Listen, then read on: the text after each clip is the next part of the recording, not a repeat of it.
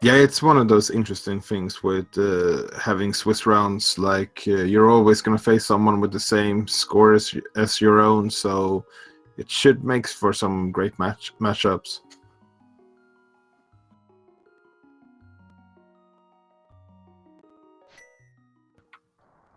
Absolutely. Both these runners are 2-1, and we're about to get started here. Yep. So, what kind of weapons do you think we're gonna see from this seed? Starting off from the uncle. Well, Uncle seeds are really. I mean, what Uncle gives you determines so much of what you do for the rest of the next 10 minutes or so. I personally really enjoy seeing bomb strats just because it really separates people who have done a lot of practice versus people who are just trying to kind of wing it and rely on their normal execution. So I really like seeing bombs, but instead we have the best cane in the world, the cane of Brian. Yeah, this is one of the more interesting ones as well. Doesn't really allow for too much farming bombs, which can make the the escape sequence a little bit RNG dependent if you get a bomb drop or not. So hopefully we see both players either getting a bomb or none of them getting one.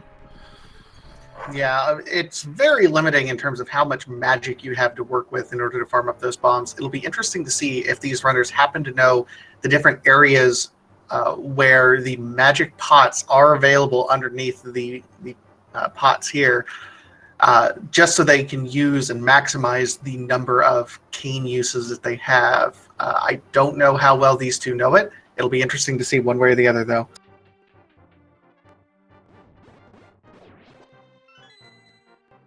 Oh, and getting a bottle of potion with some green magic, that's pretty useful when the only weapon you have is the kind of Bryna. No, I mean, that's actually probably one of the best case scenarios they can hope for. So they can absolutely farm up some more rupee, some more items if they need to go ahead and use that. Double helpful as well. They will be able to check the sick kid once they get back to Kakariko Village. So doubly, that's a great item to get there. Yeah, it's always nice getting the bottle early so you can just get that out of the way the first time you go to Kakariko. And like now they're gonna have enough magic to just destroy every single rat or snake on the way to the sewer chest, and that should probably, or it's a pretty good chance of getting a bomb from those kills. Yeah, that room with about 8 different ropes in there, that'll be a great time to go ahead and do that. A little bit of interesting RNG there. DarkReplica had to wait for the guard to pass. Hancin's, meanwhile, made a trip down. So interesting, but DarkReplica still pulls out a little bit early here. Yeah, and Hancin missing the first shot of the pot against the guard and had to use the cane to take him out eventually. So that green potion is gonna come in handy. Yeah, I don't know if Hancin actually has enough magic if he doesn't pick up another magic pot to complete the dungeon as it is right now. Remember, we still have that one rat that we have to kill. You could theoretically get through this entire dungeon without killing anything anymore except for that one rat.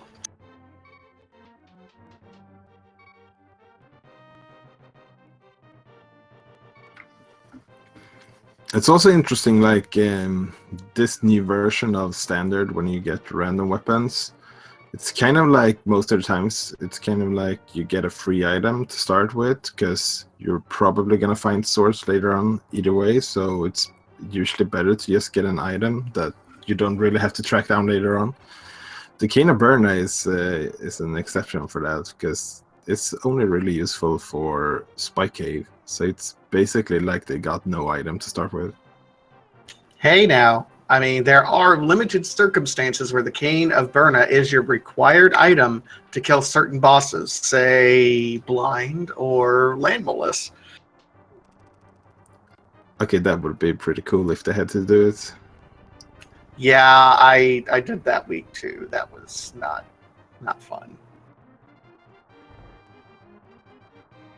So neither runner really picking up many magic pots. So DarkReplica going to try to get some farming here done. None of the ropes dropped anything. Hancin, if he's going to, using the green pot. Good heads-up play.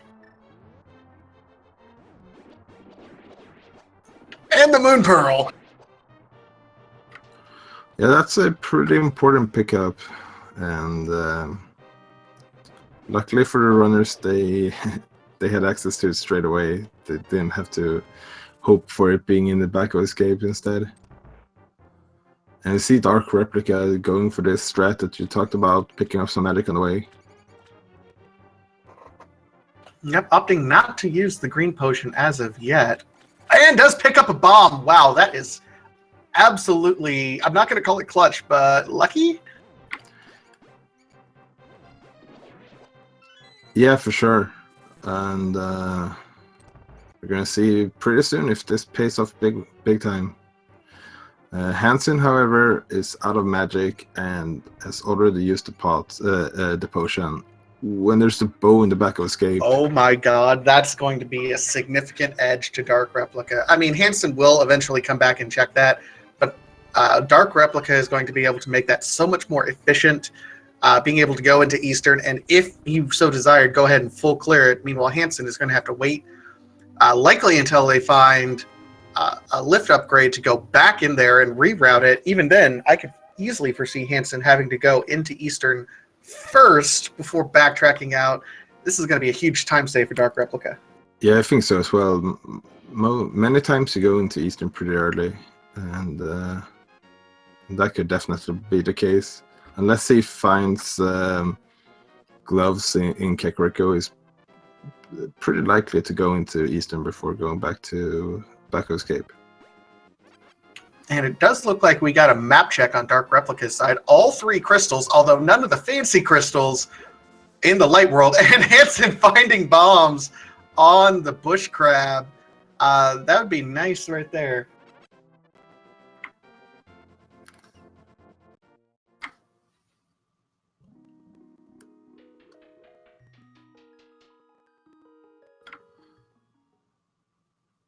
So yeah, DarkReplica absolutely farming those bombs right at the moment so they can avoid purchasing any bombs in Kakariko.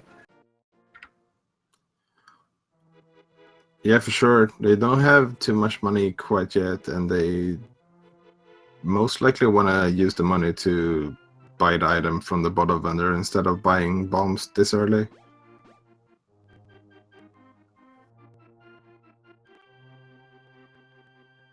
I did not get a check to see what was on that lumberjack ledge. Did you happen to see it? It was just a red rupee.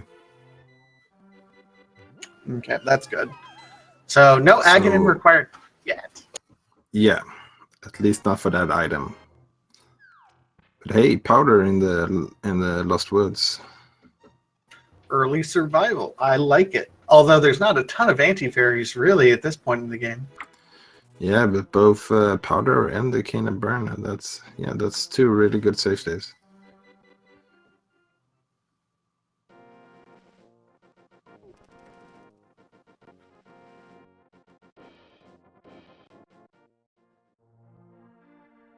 All right, so Hancin is going to be the first one into Kakariko Village, although is behind by that bow. Be interesting to see what we find here in Kakariko and what direction the seed is pointing our runners towards.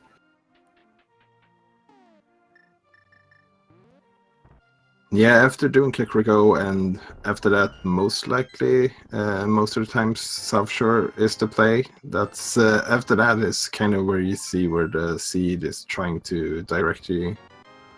And Hancin getting the gloves from Blindshot, that's really good for him because he might go back to escape now. It would be interesting to see when Hancin decides to go and do that right now. DarkReplica knows now, picking up the gloves, that if his opponent missed it, which he did, then there's an option to go back. So just another thing to keep in the back of your mind here.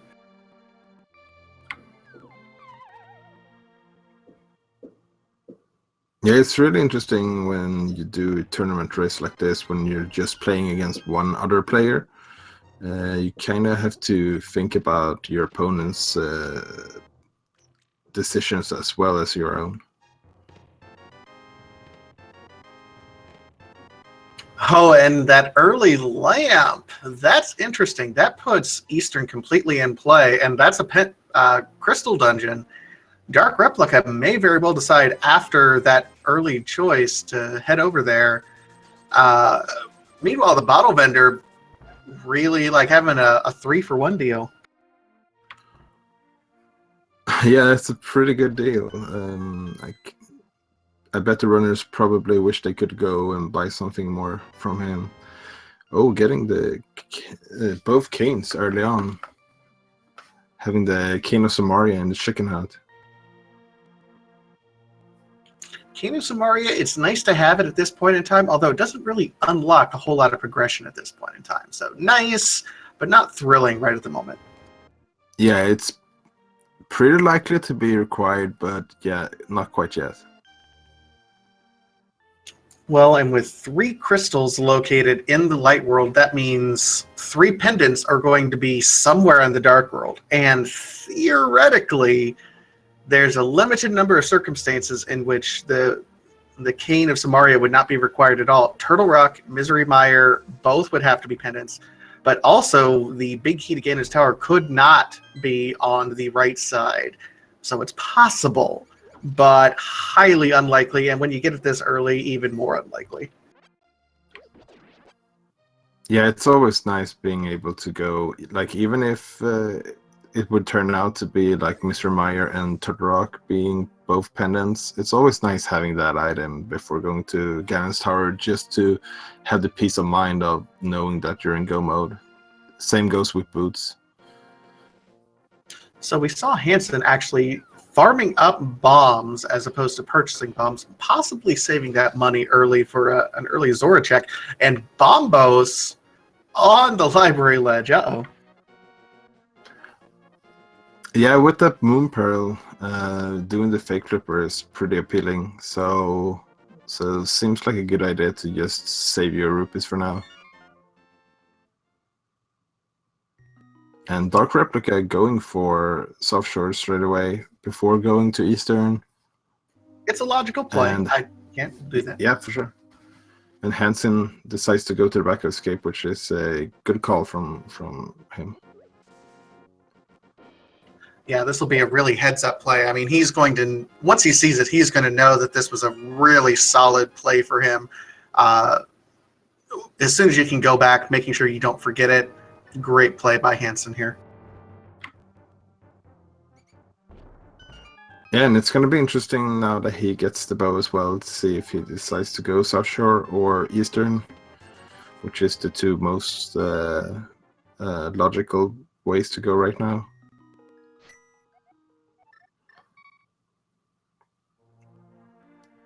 I mean, when you think about it, this, from this perspective, you have 5 item locations in Mini Moldorm Cave and 2 in the dam area. You have 6 total items that you can possibly get in the eastern area between Sahasrara's hut and Eastern Palace. Although the items in Eastern Palace are locked behind some logic. I've seen a couple runners make plays into Eastern before this area, and it has paid off big for them because of that logic. Yeah, and another thing that would be nice going into Eastern first is, like, they're pretty close to Sora money right now, and there's a blue rupee room in Eastern that you could farm up, so you could more or less be certain to have the money for Sora while doing South Shore, so you could just fake flipper doing that as well.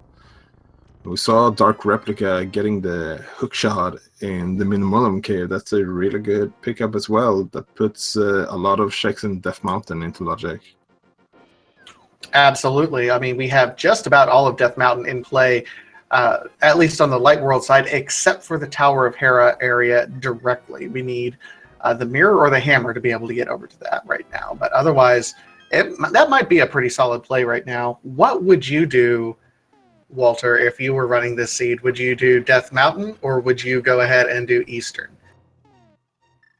Like, it would be nice to be able to save Eastern for if you get the mirror later on, but I would probably just go to Eastern anyways. It's always nice to try to save, like, be able to do as much on the mountain as possible in one single go, and like limit the amount of times you have to climb up that mountain. And it looks like DarkReplica is agreeing with you right now, heading over into the eastern area.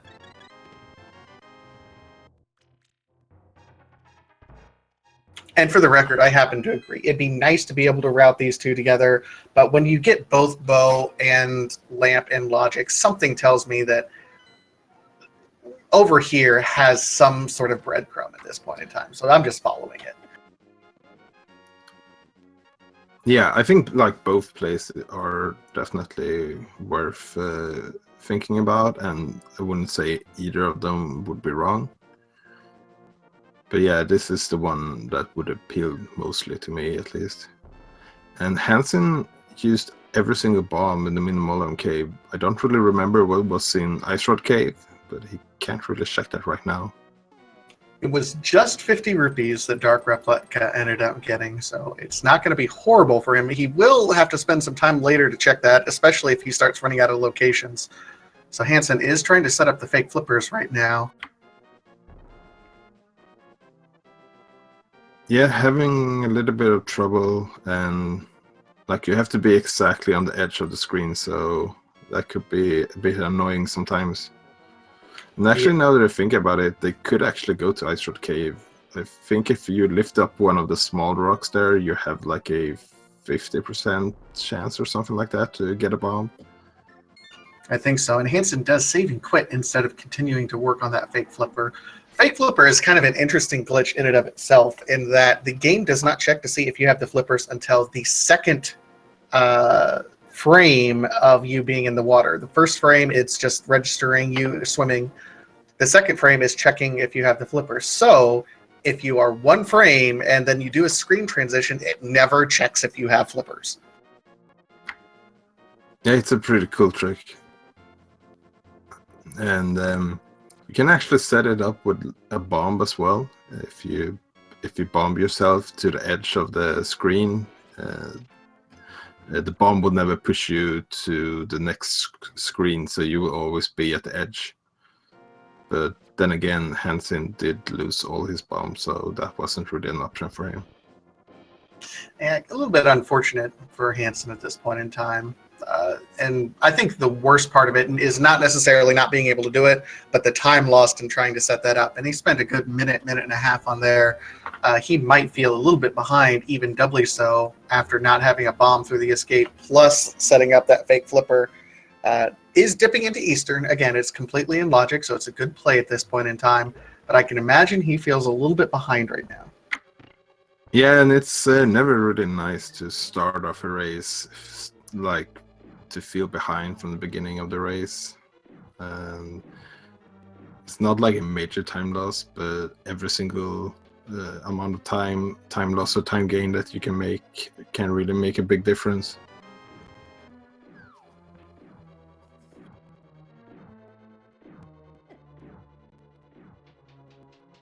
All right, so DarkReplica going through these dark rooms, again, completely in logic. Big key is going to be located in this treasure chest over here. Worth noting, we don't normally have the powder here, but you cannot powder these anti-fairies until they've been released. So it's kind of interesting to watch people do that from time to time. Yeah, and DarkReplica just going with the cane and burn strats instead. Putting that cane to good use. Like, if you have it, why not use it? I like it. I like cane and burn strats. They're my favorite.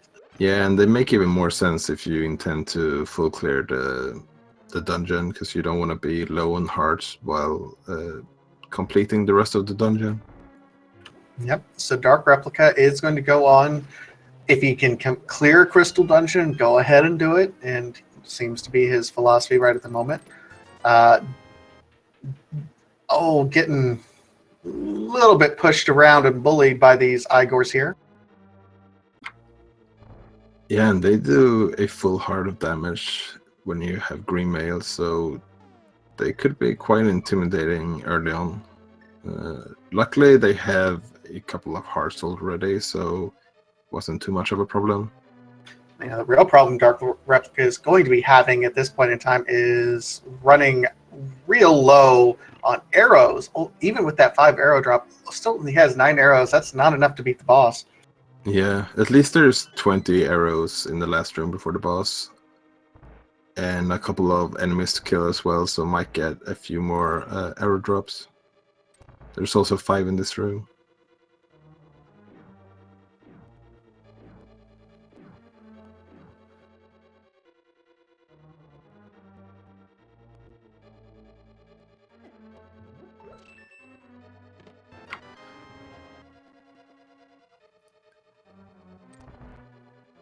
And with no sword, or they would have to kill these popos with, I think they're called popos, right? The little wiggly tentacle things out of monster porn, yes. Yeah.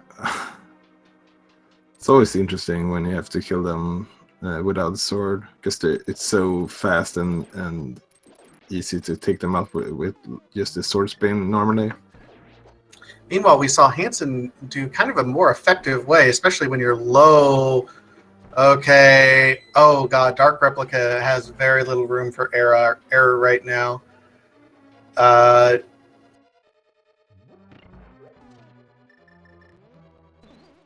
with 1 arrow to spare. Ooh.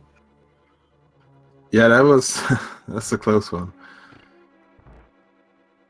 Luckily, he still had a lot of magic. The Keen of Burn is actually pretty efficient against Armos, but never had to get to that point.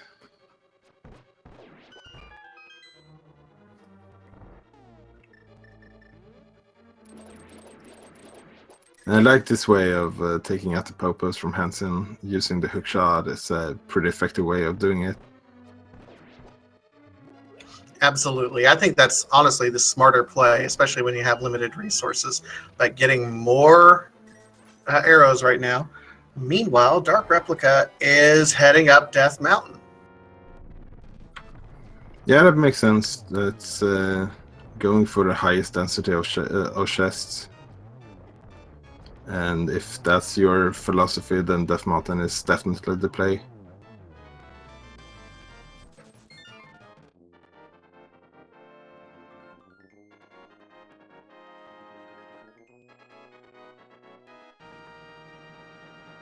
So Replica on the way up Death Mountain, Hancin just finishing off. Again, there's about a minute and a half difference between the two right now.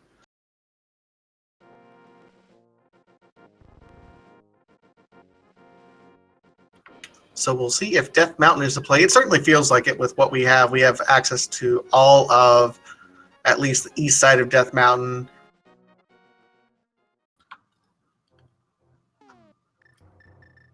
Yes, there's a 6, let's see, 5, 7, 7, 8 checks on the right side of Death Mountain, and then there's another one up here in Spectacle Rock. So that's a total of 9 checks. That's one of those are pretty likely to have some form of progression. The nice 300 rupees that I don't think these guys will be coming back for here anytime in the near future. Yeah, probably not.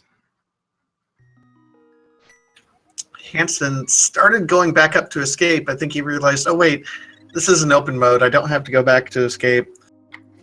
Yeah.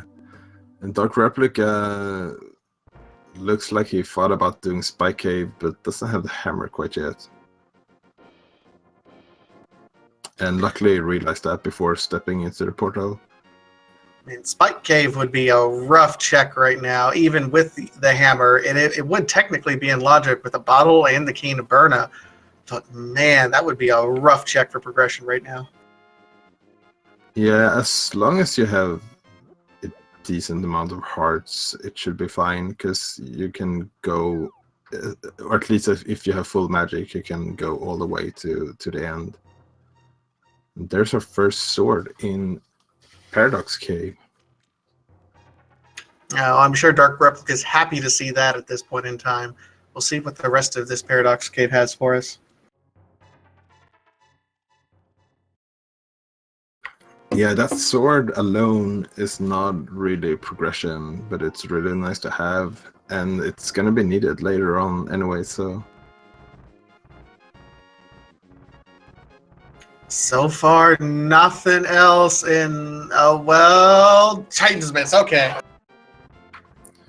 In a pretty perfect spot to get Titan's Miss as well, because now they can just check the dark world of the east side of Death Mountain as well. Absolutely. DarkReplica trying for that bomb jump, doesn't quite get it. Hancin following in the footsteps, but saves and quits out of here. Yeah, that's interesting. We saw that he was pretty keen of doing the fake flippers before, so probably going for that play now. And if it turns out to be nothing, at least they have the spawn point back on the mountain, so they don't have to go all the way back up again. So DarkReplica doing something interesting here, decided to go up and will likely be routing in Spiral Cave before doing the Dark Death Mountain check. Interesting routing there, because if you happen to find the mirror, it ends up saving time. I don't know if it's any different if you don't find it, though. So just an interesting check here. I think it's definitely a better play to do it right now, because if you don't find the mirror in the dark world, then you're gonna have to save and quit and go all the way back again just to check Spiral that's Cave. right. That's right.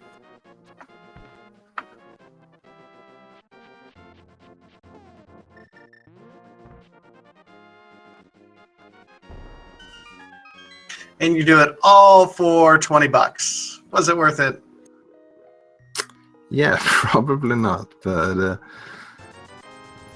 skipping locations, however, this early on, that's pretty dangerous, so it makes sense to just check it just to have it out of the way anyways.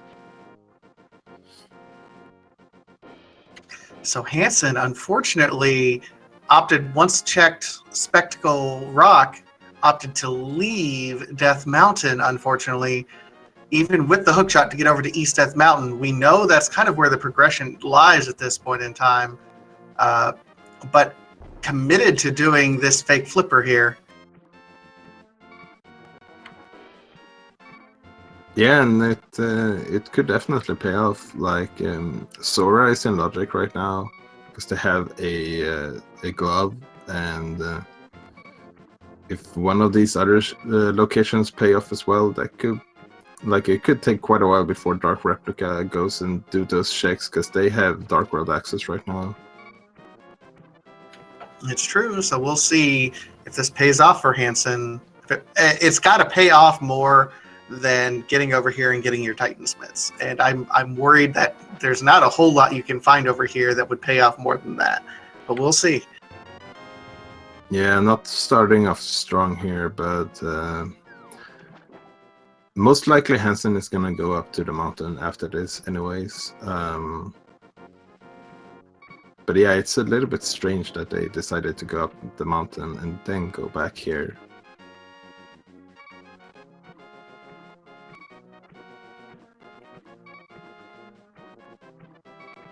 So DarkReplica not finding a lot of things in the dark world of Death Mountain, so we'll probably be heading to Thieves Town and the Skullwoods area, since that's really their only way to get to the dark world right now. Yeah, it's the only thing in Logic right now for DarkReplica, although we still haven't had a Nagina check, so if something's over in Nagina, it's entirely possible at this point. Yeah, you see progression at that cave more times than you would like, for sure. I'm not sure the percentages. Oh, and Hancin finds another sword on Zora's Ledge. Not in Logic for him to be able to grab that right at the moment. Yeah, that's a little bit unfortunate that you can't go grab it straight away, but at least they will have the knowledge of where it is. All right, and it looks like Palace of Darkness, Skull Woods, and Swamp Palace are all of our three pendants. I didn't see what the crystals were Quake is from Zora. That's interesting. Yeah, it's one of those items that could be required, but it's pretty hard to tell early on. More importantly, it might be required, but you can't use it even if you do because you don't have a sword.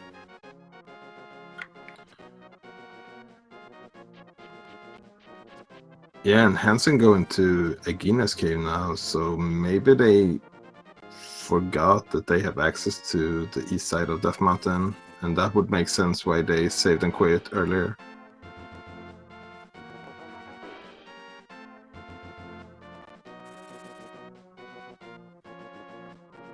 That's entirely possible here. Yeah, meanwhile, DarkReplica has entered Village of Outcast. It's probably gonna go into... Never mind, I was gonna say Thieves Town after checking the items, but looks like they're going for Digging Game. Oh no. I just pulled up Hancin's personal stream. He didn't have hookshot checked. He didn't have hookshot marked on his tracker. Now he oh my goodness. Yeah, that's rough. They definitely know that they have the hookshot though, but might have forgotten because they did use the hookshot earlier. Yeah, and here we see Hancin looks like he's realizing, oh yeah, I have the hookshot. That extended pause, but now he's got to commit, and he sees silvers over here on the desert ledge. That's a nice check. Yeah, that's another like good information to have that later on, that you know that you're not gonna have to do silverless. And I kind of like what DarkReplica is doing here.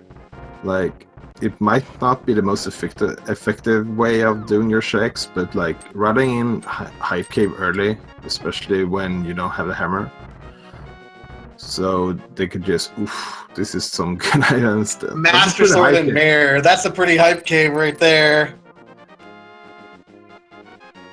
Yeah, so that's three swords that we know where it's at.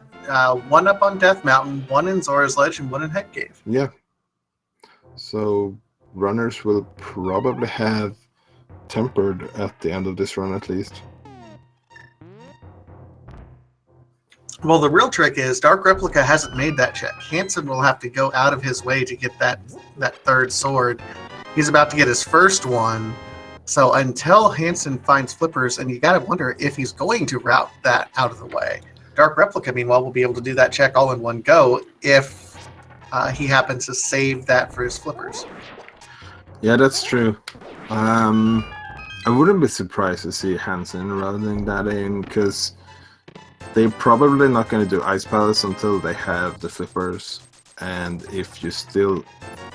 is only on Fighter Sword or Master Sword when you're going to Ice Palace, I would definitely see a reason to go pick up Tempered.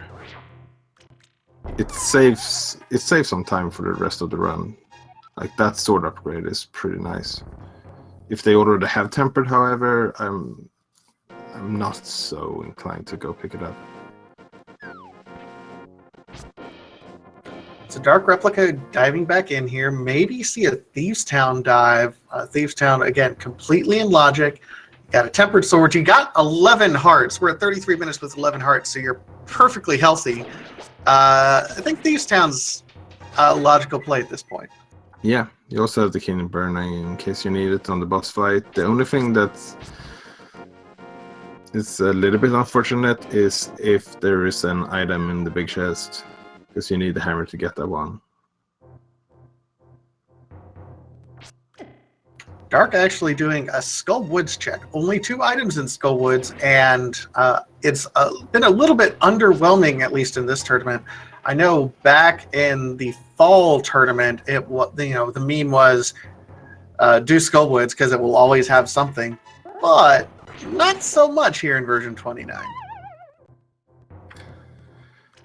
Yeah, it's a pretty fast check at least. And oh, there's another sword. We know where every single sword is right now. That's amazing. We know where every single sword is at 34 minutes. What? Yeah, that's pretty crazy. So the question becomes, if you're DarkReplica and you wait until you have flippers, like, do you even get Butter Sword at that point in time? Or do you like, nah, it's not worth the 30 seconds it takes for me to collect that? Like, it all depends on how comfortable you feel playing the game. Like, if you feel comfortable doing the rest of the game and feeling like Butter Sword won't really help you too much, like in time saves, then you don't pick it up. But for some people, the Butter Sword could definitely be a bigger time save. So going out of your way or just having that extra safety could be worth it. It's a little bit case by case, I think. Meanwhile, DarkReplica not finding anything here so far in Skull Woods. We'll be at least checking this last treasure chest a little bit out of the way, but it is possible to have progression. Plus, you have the Cane of Samaria, makes it a relatively quick check. Yeah, the Cane of Samaria really makes this check a lot easier. Also have the mirror to make it a little bit faster to get out as well.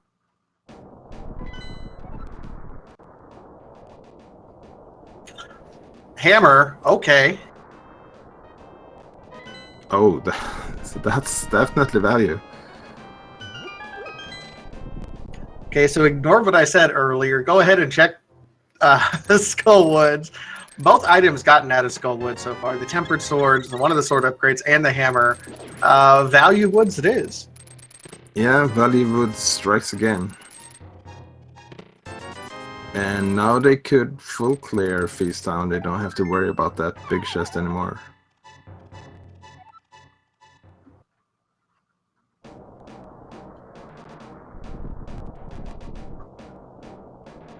And looks like DarkReplica might be routing in a graveyard ledge here as well. That's one of those locations that's a little bit hard sometimes to effectively route in, and like a lot of players sometimes will skip that location. So if that has something good, like that could really pay off checking it. I would say 9 times out of 10 this location has almost nothing. But it's that one time that it has something. What's worse, I mean, I personally try to route this in with Bonk Rocks and King's Tomb if I can, but at this point in time, it could be anything. Just a piece of heart right now for DarkReplica. Yeah, I kind of see that cave like the Dark World Ice Road Cave. Like, just check it and you don't have to worry about it anymore. That's fair. I think that's a good description. And we also see the Feast Town and Ice Palace is the 5-6 crystals. So Feast Town they can full clear right now. Ice Palace they will only need flippers to be able to full clear it as well.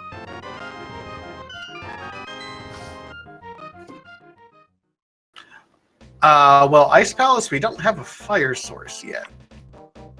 Oh yeah, that's right. I mean, You can't really use sure. that lamp to... You could try, but it's probably not gonna go the way you want. I imagine that'll go badly. All right, so there are 4 items in the Thieves Town total. Some people just do a quick dip up. Being this is a crystal and one of the 5-6 crystals, I imagine we'll see DarkReplica full clear it. And first item is right there, which is the piece of heart. Yeah, I would think so as well. Full clearing it makes sense.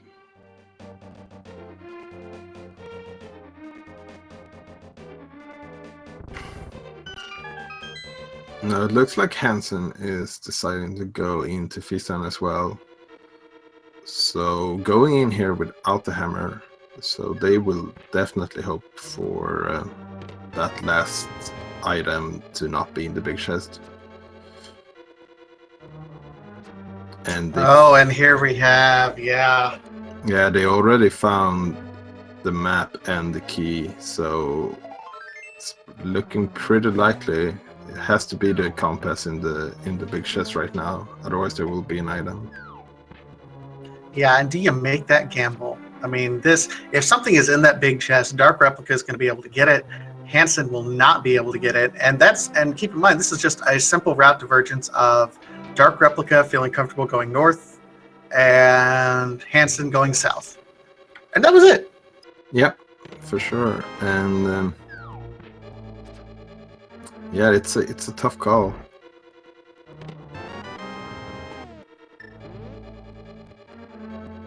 So Hancin also hasn't checked, in addition to Skullwoods, he also has not checked Hype Cave, which has another sword. So he's going through here with Fighter Sword. Meanwhile, DarkReplica is going through here with Tempered, which is a little bit of disparity. Yeah, the Fighter Sword, like, blind still takes the same amount of hits, but that's definitely don't have the same reach. But they still have the Kinaburna, but also the Fighter Sword will not one-shot all of these enemies in the dungeon, while the Tempered will. I think that's my point, would be that, yeah, blind may be scripted effectively regardless of what you end up doing, but it's going to be a rough fight no matter what. But DarkReplica getting bodied by these crickets. Yeah, those crickets are... like, according to me, those are the most scary enemies in this dungeon if you have Green Mail. Hancin using the hook shot right now because they do die in one hit to the hook shot, which is absolutely nice. DarkReplica able to use his Tempered Sword. And then that powder. Oh, gotta love that powder. Yeah, that powder really makes a lot of things easier.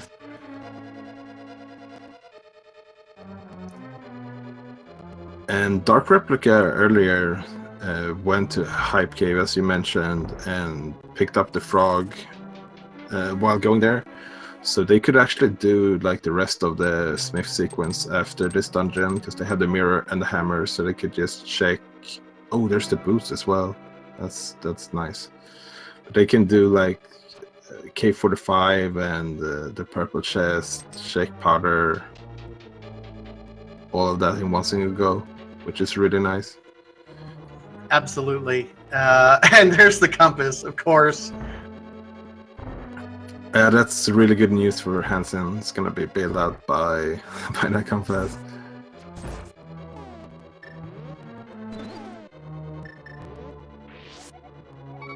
Hancin opting to bottle that fairy, which is a nice heads-up play, knowing exactly where that anti-fairy or bunny beam is going to be. Yeah, and makes sense to just catch it instead of using it straight away, because I think the fairies heal 7 hearts, so you can use it for 7 heal or 4 heals straight away, so 7 makes more sense.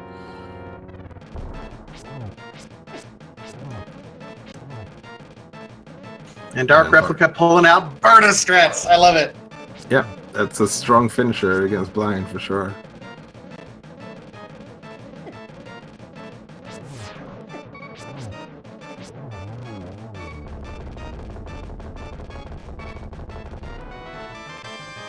So both these runners completing blind right around the same time. Don't be deceived though. Hancin has a lot more checks that he has to do.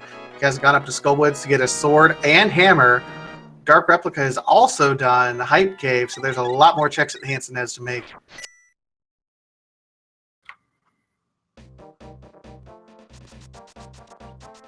So a question in chat that I feel it's necessary to answer: why do people say blind is scripted? And that's because he will do the exact same thing every time if you perform the fight to a certain way the first time you fight him. After that first time you fight him, the randomization takes effect. But if you're fighting him for this first time and you do the same thing in the exact same way every single time, it's a fast check. It's absolutely fast, and it goes exactly how you want to do it. You can muscle memory your way through the blind fight. It's not always the case for a lot of bosses.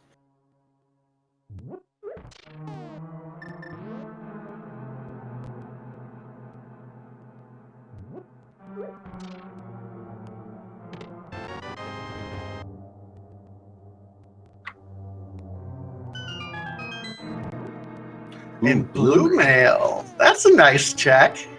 Yeah, for sure. That more or less makes this first row of hearts being two rows of hearts.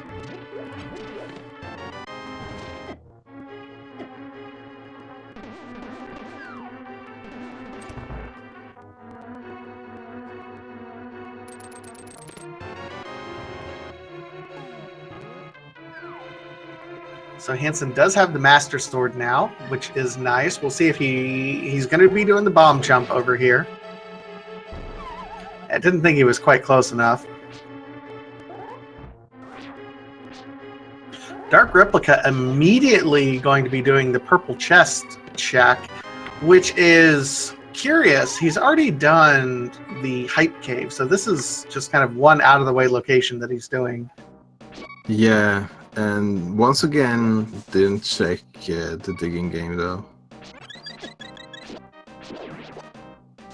So hopefully there's nothing important there, because they don't really have an, except for the digging game, they don't really have a reason to go back there for more or less the rest of the game. That being said, if something is at the digging game, that'll benefit Hancin, because I imagine he'll do that check here before too long.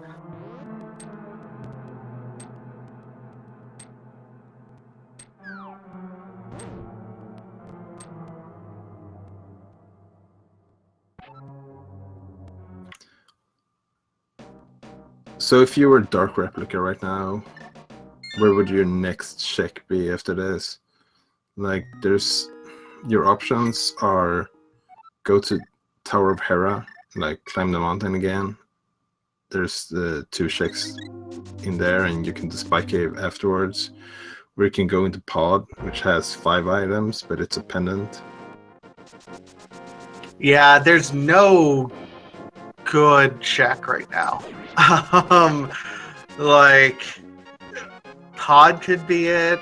I'd rather go into Pendant Pod than climb Tower of Hera right now. Like, it's possible. I mean, there is the philosophy of if you can do a crystal dungeon, do a crystal dungeon. Hancin is doing some of these other overworld checks in the meantime.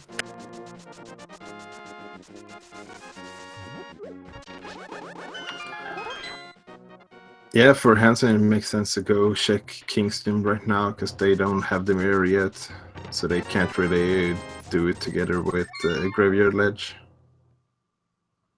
It looks like DarkReplica is going for Tower of Hera. I mean, it's a logical play. I cannot fault him in any capacity. In fact, it might be the right play, because I'm 0-3, and if I would go to Pod, nothing would be there, so that's fine.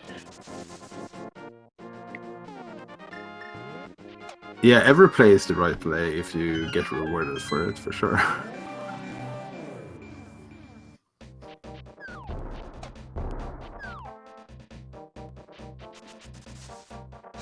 So yeah, chat asking, what are the sprites? So Hancin is using the Papoy sprite, which is from the Secret of Mana video game. Meanwhile, DarkReplica is using the Zero Suit Samus sprite. Definitely a big shout out to our sprite development team. There's something to the tune of like 80 sprites that people can use, and they're constantly developing more. So much great work being done behind the scenes. Big shout out to those folks. Yeah, I can do nothing but agree with that statement. Like, some of these sprites are amazing.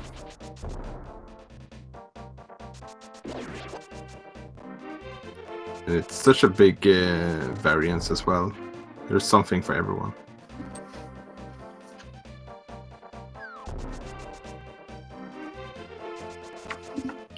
So we had 2 keys in the first 2 chests here in Hera. So the items, there's 2 items in here. Hopefully both of them are upstairs, otherwise they will have to do the tile room in the basement. which is pretty annoying. It would be annoying, and it's a gamble that maybe you don't check it. If nothing is there, it might save a little bit of time. Although it'd be horrible for you to do so because it's such an out of the way check if something is there.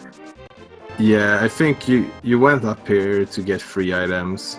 Skipping a third of them, I don't think so. Like, if you go up here, I think you commit to checking all of the items.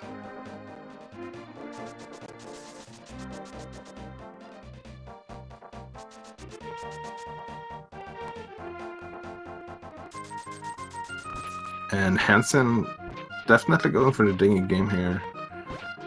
Oh no, the map in the big treasure chest, that means one item is on Moldorb, the other item is in the basement. There's no getting around it. Yeah, luckily at least they have the lantern so they can check it straight after Moldorm is defeated. And this is a lot of digs for a ice rod, so I would say it's worth it. And I wonder how long it would take before DarkReplica goes back for the digging game. That's a long dig game and a long check for the ice rod, which is required for Turtle Rock. That might troll DarkReplica for a long, long, long time because he's done everything else in this area. Yeah, for sure. And this is good play by Hancin. Remember bombos on the library. That's required for Turtle Rock as well. That might be something that DarkReplica will have to at least go into the area for. Now, whether or not he goes into the Dark World or not. Yeah, so DarkReplica didn't pick that up, even though they had the mirror. So hopefully they remember that bombos is on library. And they just forgot to do it straight away.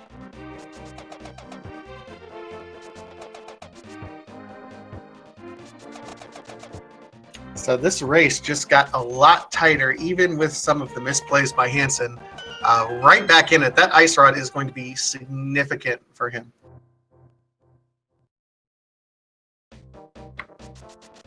Yeah, that could be. The ice rod can a lot of times be the most elusive item to find, so getting that one done, not really in the early game, but at least in the mid game, that's really nice. You don't want to have to double dip a lot of pendants just to get an ice rod. And just 5 rupees in the basement of Hera. So yeah, nothing of value so far. No, nothing. Tower of Hera had nothing. He's already checked everything. Looks like he's going to be doing a spike cave check in the meantime.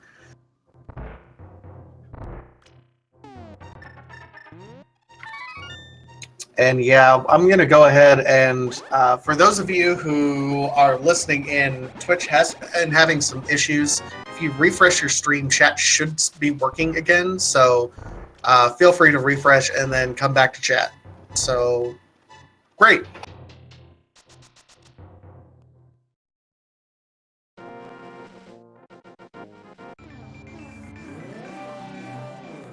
Oh.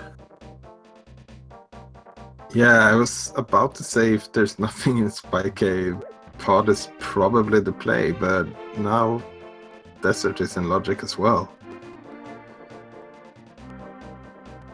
And both tablets. Which unfortunately for DarkReplica was just up on Death Mountain. Alright, so DarkReplica is going to be going over here to check Desert. I mean, again, Desert's a crystal. You're following the logic of if you can do a crystal dungeon, do a crystal dungeon. I like the play.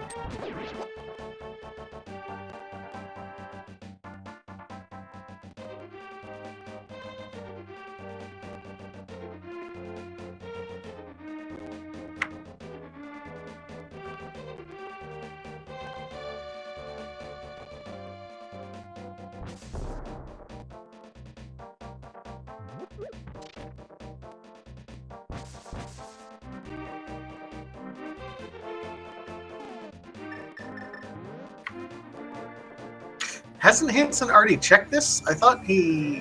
Oh, no, he didn't, because he didn't have mirror at the time. Yeah, he just went here with boots, and so yeah, definitely being a very what's the word I'm looking for? Like he's not skipping anything, so Thorough. Yeah, thorough. That's it. So that could definitely pay off. In case there are more items hidden away in strange or inconvenient spots. Well, and that thoroughness has really paid off for him with that ice rod that's in the digging can. That's going to be a spot that we keep an eye on. We know he's eventually going to get quite a few things at this point in time. It's just a matter of when he makes these plays.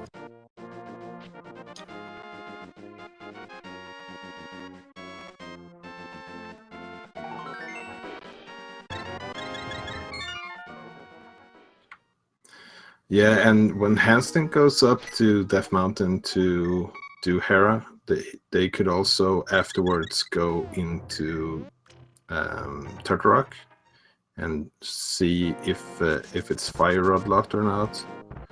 And if it is, then good. You know that you not have, like, you can just leave and come back with fire rod later. Most of the times you will be locked out pretty early, and if it's not fire rod locked, then that probably means that you're gonna find the fire rod and can full clear.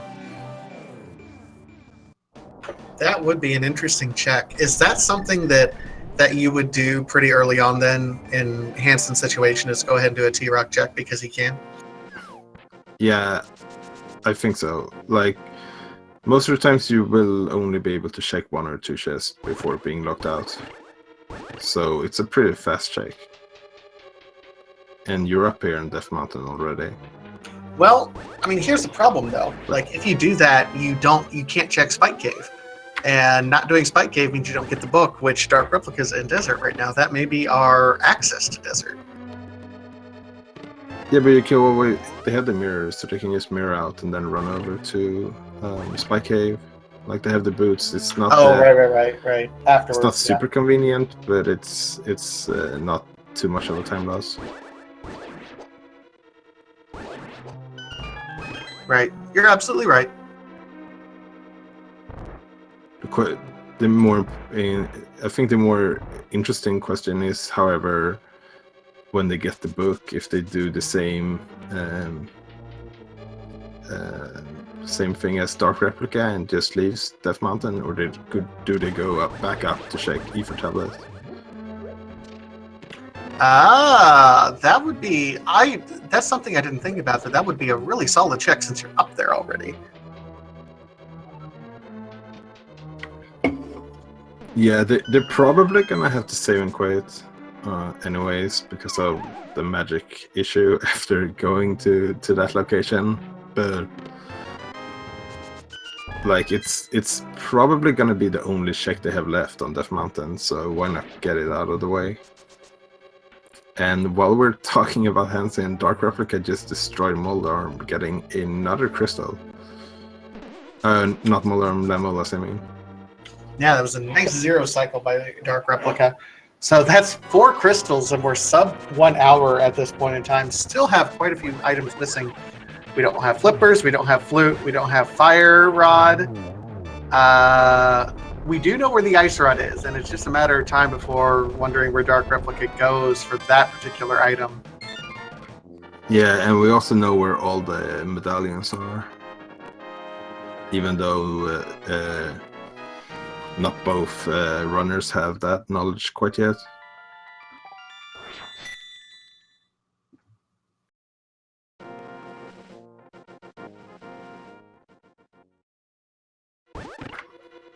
So it's interesting. Technically, you need the flippers, right, to complete the seed. But you could fake flipper into Ice Palace. And at this point, it's looking like Pod is going to have something. It's going to be interesting to see if any of the runners make the decision to fake flipper into Ice instead.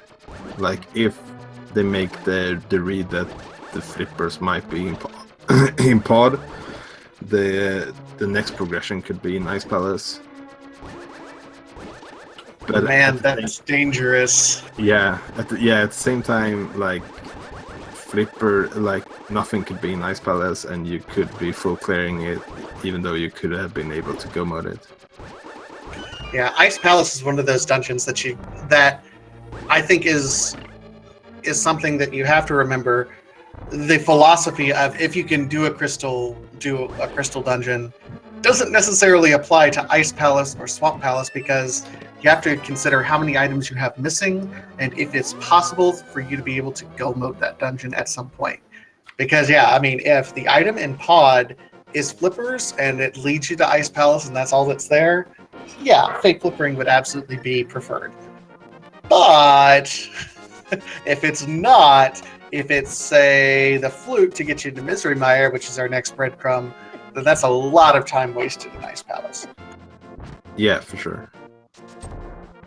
And DarkReplica going to pick up the bombos and went there in the Dark World, so probably gonna do digging game now as well. And that's gonna be a huge relief for DarkReplica when he sees the Ice Rail. Yeah, big relief for DarkReplica. Maybe a little bit upset with him that he didn't check it earlier, but he doesn't necessarily need it any earlier. Hancin, meanwhile, is doing exactly what you said and going over here to check Turtle Rock to see if it is going to be required. Very, very gutsy play by Hancin, but you called it, and it's going to be a great play.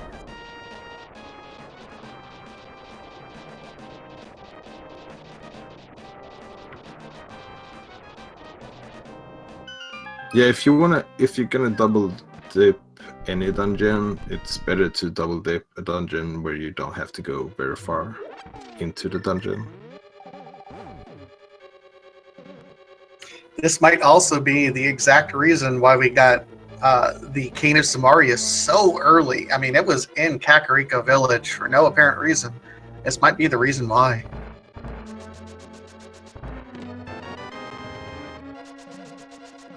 We're getting a small key in the first chest, so Fire Rod on Laser Bridge Dream is still alive.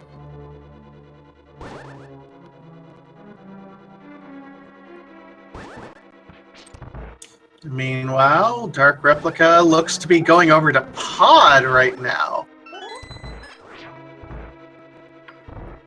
Yeah, it's not a bad play. They could full clear it, even though it's a pendant. There's a lot of checks you can do, and oh yeah, we haven't seen Pyramid yet, or Catfish.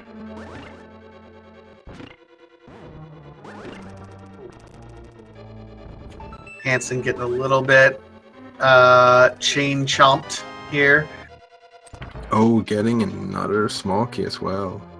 If the big key is in the vanilla location,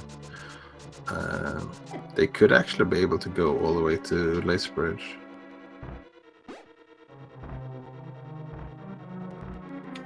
If the Fire Rod is here, how big is this for Hancin, do you think? If the Fire Rod is here, that's pretty huge, because DarkReplica don't really have a lot of options to, or a lot of reasons to go back up to Death Mountain right now. But like any form of progression at all would be very nice for Hancin right now here.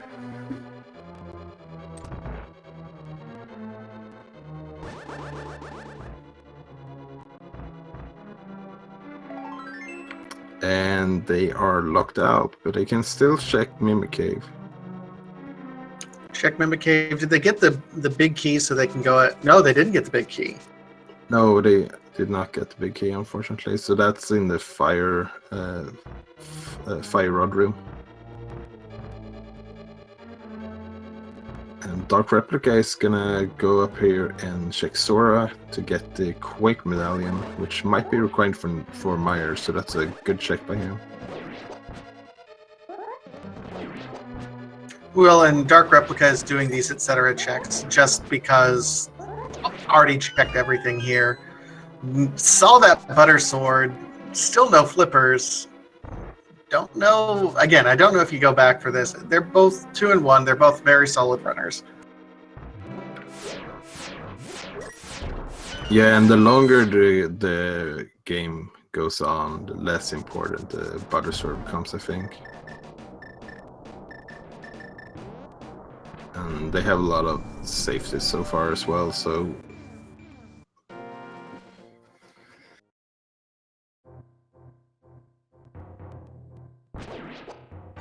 Right, so Hancin with his last check right now in Mimic Cave.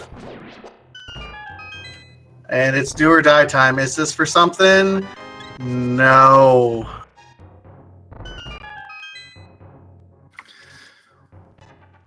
Yeah, that's a little bit unfortunate for Hancin. And also decides not to check Spike Cave, which could... Well, probably not gonna hurt them, because they would probably find the flute anyways. Yeah, you'll have to find the flute at some point anyway, and we know the flute isn't in Desert Palace, so you should be able to find it along the way. So it won't hurt him too much. Yeah, it could hurt them if there's something on the tablets, though. DarkReplica making the pod check, though.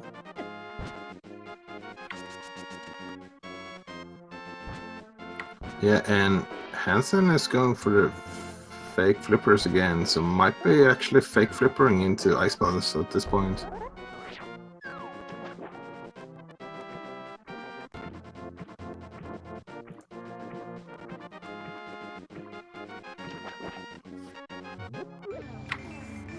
Yeah, so Hancin is sequence breaking. We know we're not going to find the flippers in Ice Palace anywhere, but at this point he's gambling that he doesn't have to dip another pendant dungeon at this point in time. Yeah, it's a definitely a gamble for sure. But if it pays off, it could pay off in a really big way. Yeah, this is brassy. I'm going to use that term.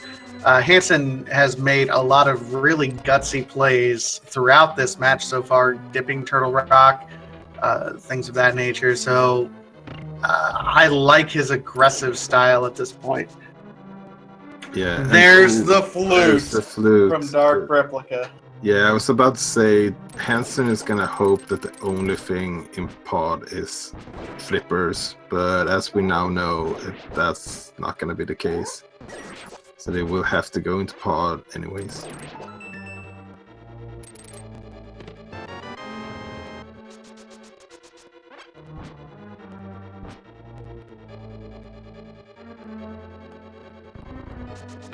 So getting the red mail from Ice Palace, that's not terrible. It's a good safety. But they are looking for progression. It looks like Hancin's looking for some safety here. That was probably the most chaotic anti-fairy powdering I've ever seen in the middle of the Pengator room. Yeah, that's one way of putting it. There's actually a bunny beam in one of those pots as well that you can... And there's the fire rod! Yeah, there's a fire rod. That's everything we need for go mode. So we're technically in no mode right now. Or actually, DarkReplica should be in go mode as well. Well, I mean, technically, you need flippers. But if you're confident in your fake flippering, you're like, nah, I'm not holding out for that. I'm going.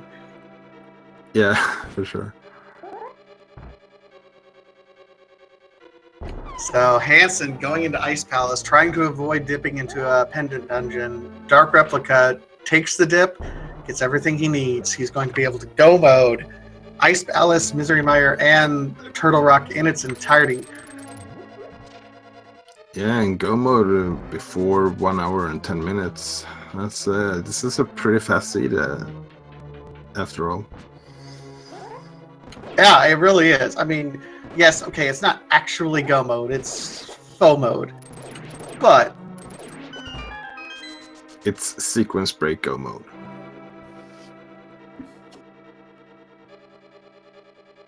And this is why you learn fake flippers, because who knows where those flippers are at this point in time. Yeah, And they if you- could be in Turtle Rock for all we know, and they probably want to do Turtle Rock last, so... Yeah, I mean, at this point in time, and you have Blue Mail, you have Silvers, you have Tempered Sword, you're not going to be searching for anything else. You're going to be doing these things as fast as you can. If you're at a 1 hour, 10-minute fill mode and you know Fake Flipper, you're just going to go. And you're going to go as fast as you can. Yeah, I definitely agree about that. And being able to go mode Ice Palace is definitely the big one. That's the fastest one of these 3 dungeons they have left to go mode. Like Meyer is not super fast to go mode most of the times. It kind of depends on where the big key is. And Turtle Rock is not the fastest one to go mode as well, because you basically have to check most of the chest anyways.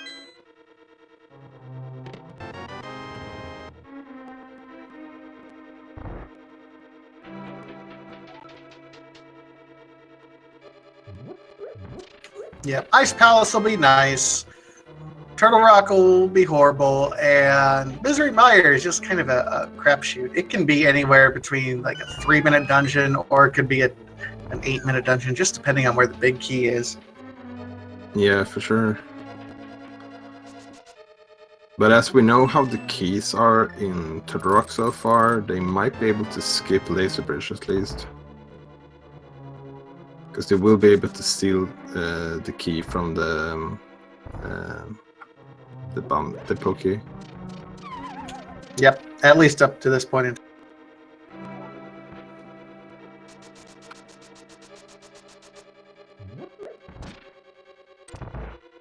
So yeah, Hancin is unfortunately losing quite a bit of time having to full clear Ice Palace. He is looking for items that just aren't going to be there, unfortunately. Yeah, and I would imagine that Hancin goes to Pod after this. That's the biggest density of checks that they can do right now. And they're gonna realize that, oh, I could have been in go mode quite a bit for quite some time. Well, you have to give Hancin credit for his aggressive play, though. He was really pushing what he had there for a while. Yeah, he's done a lot of interesting gambles, and I think all of those gambles had like some merit to doing them. Just unfortunate for Hancin that most of them didn't pay off.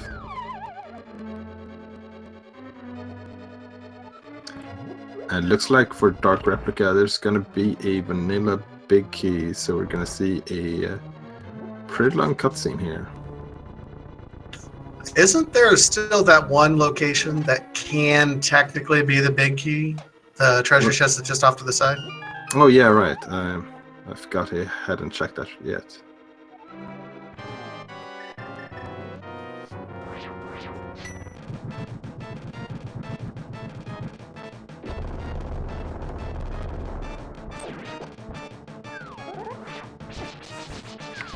Oh, Hancin unfortunately not getting in the spin to get Coaster in the corner. No one puts Coaster in the corner. And by no one, you mean everyone, because that's the strat and it goes so fast when you do. Yeah, that would be the preferred way of doing it.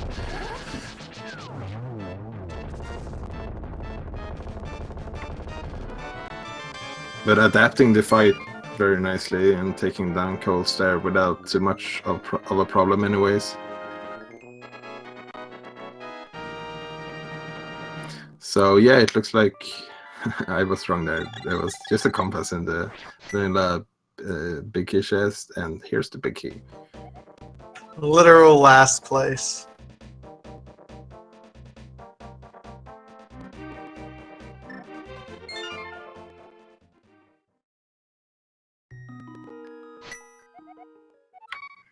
Yeah, that's one of those things with Meyer.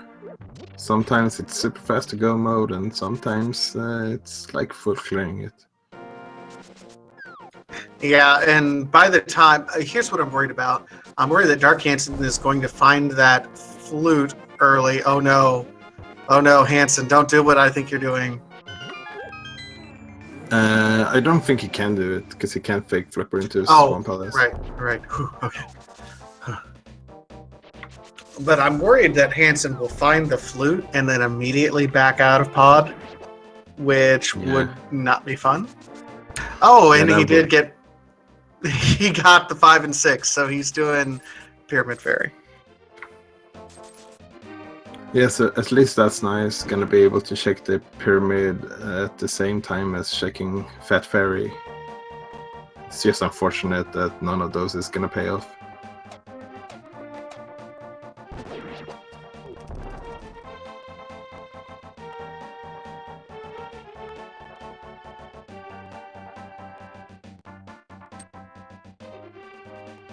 Yeah, let's hope Hancin ends up going to pod. It looks like he was gambling that nothing was going to be in the pendants. Unfortunately, that's not the case. So he's going to be on his way. He has to be on his way over to pendant pod here before too long. Yeah, I think so as well. Like, the only other option would be checking Catfish right now. And at this point, when you've done a couple of gambles that haven't really paid off, I think... Oh no. Yeah, Fetch quest. That might actually be enough to put him to go up to Catfish instead, because you could turn in the mushroom straight away. Yeah, he's gonna do it. No, Hancin, no. Meanwhile, DarkReplica using silver Gatling gun strats on Vitreous gets it down. Ice Palace and Turtle Rock to go. Yeah, it's gonna be very hard for Hancin to catch up at this point.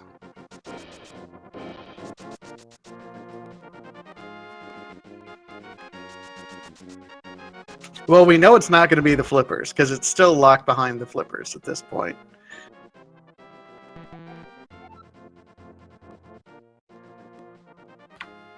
It looks like DarkReplica kind of forgot that it didn't have the flippers.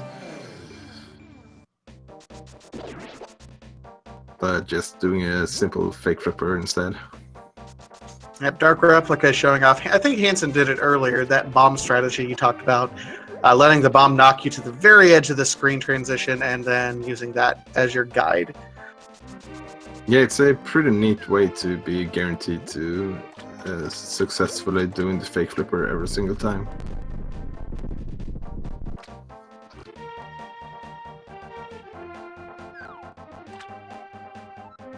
Well, Catfish giving you Zora money, maybe? Yeah, a little bit too late though, since they already checked Zora, but is going for that sword, but still doesn't have the flippers. And yeah, realized this.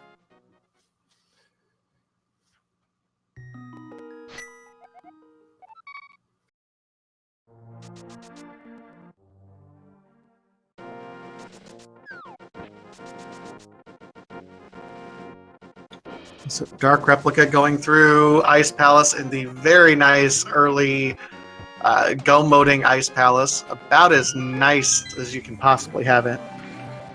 Yep, you don't need to open a single chest to clear Ice Palace this way.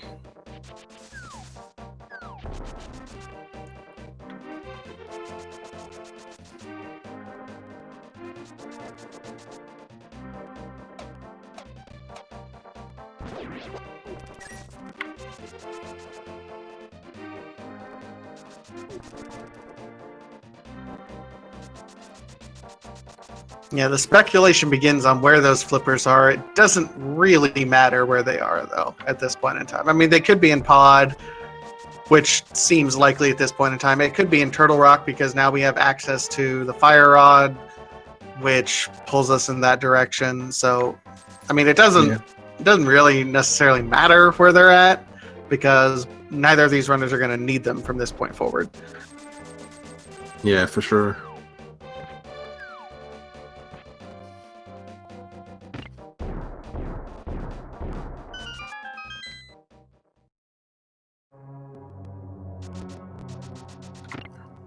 Yeah, so here comes the moment of truth for Hancin. If he's gonna leave when he finds the flute, or will he keep checking and get the fire rod as well? I mean, you can't... Okay, well, you can blame him. It would be incredibly easy as soon as you see that flute to leave. Yeah, for sure. Especially since they made a couple of gambles earlier and it didn't pay off. That might make you even more inclined to do more gambles in order to catch up for the lost time from the other gambles. Which would be disastrous. So everyone, give your thoughts and prayers and telepathy powers to Hancin. Don't leave. Yeah. Oh, because he's going to get the... He's going to end up getting the fire rod first, actually.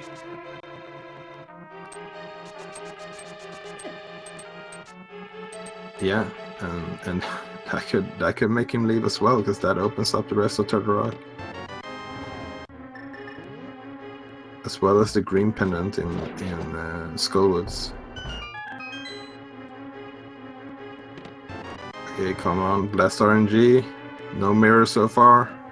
Alright, looking good. Meanwhile, Okay. DarkReplica making short work of Cold Stare. Alright, now you should mirror out, Hancin. Now you can mirror out, Hancin. Hancin, what are you doing, Hancin?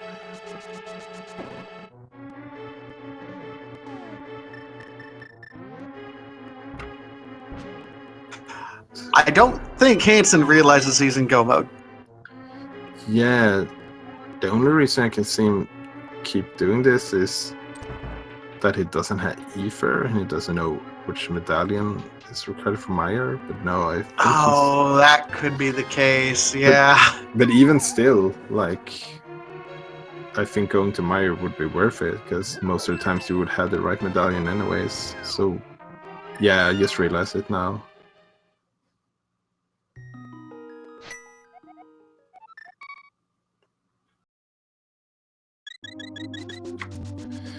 Because he's not gonna need ether, and even if he did, he would get it in the big chest of desert. Now he will be able to combine the desert and Meyer checks, which will save him a bit of time. Unfortunately, DarkReplica is several dungeons ahead of him by now.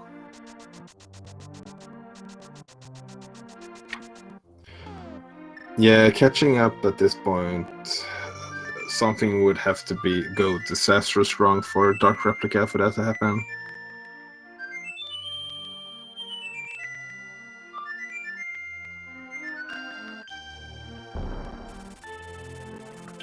I really think the Swag Duck song should be changed to Bop just for Hancin. That would be quite interesting. Interesting, you mean awesome? Yes. Sure, let's go with that.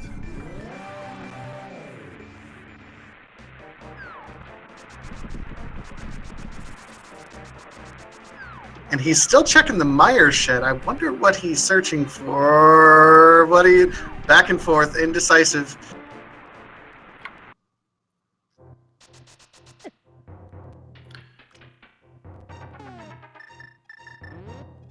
Yeah, because he knows he's not gonna find another sword upgrade.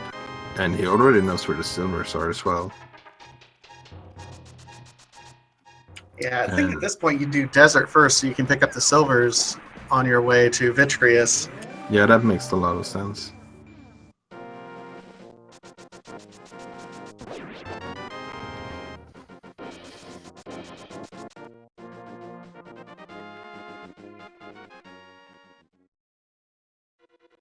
Meanwhile, DarkReplica is now in Turtle Rock. The last dungeon before Ganon's Tower both in the vanilla game and in this run.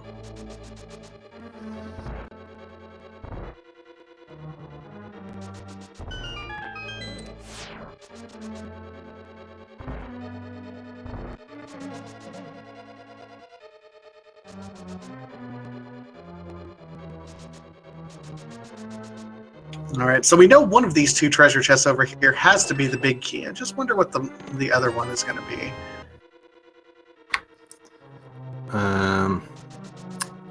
Would be pretty funny if it was flippers. I mean, that would be horrible. I like it.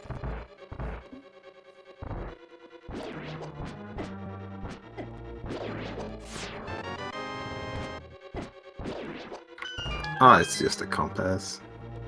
Not super exciting. But at least they can find their way to Trinex now. I mean, I know that was a concern, getting lost in the dungeon here.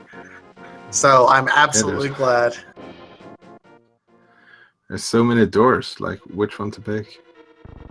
But oh, did he shake? Yeah, he did shake the other chest because he had a small key. Yeah, it looks like he realized he forgot the big treasure chest in it. He knows that there's two items there, so... Or not. What are you... Okay, Hancin. I really get the feeling, just watching the difference between how he was playing at the beginning of the match and how he's playing now. He's a little bit tilted. Like, you can tell this is the point where you know you've made some mistakes and some of those mental errors start coming into play. Yeah, that could definitely be the case, and it's also worth mentioning, like, this is a tournament after all, and pressure can definitely play a part as well. Like, there's one thing to play this game just by yourself, and there's another to just play it in the tournament against someone else.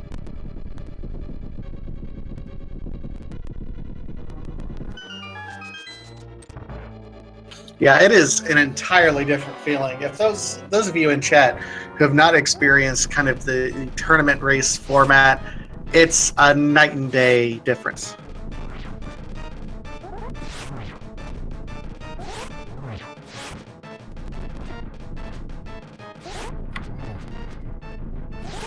Yeah, for sure.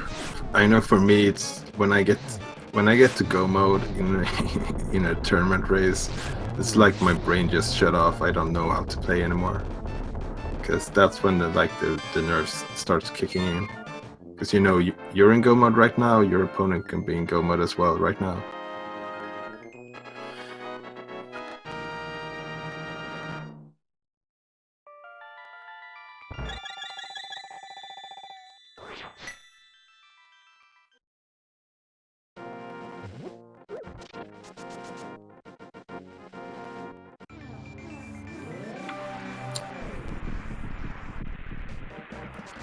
So DarkReplica just need one more key to be able to finish this dungeon, and there it is.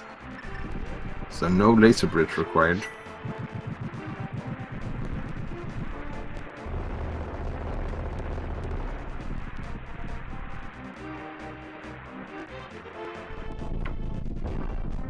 Actually, now that I think about it, I think it was guaranteed to be a key in that chest.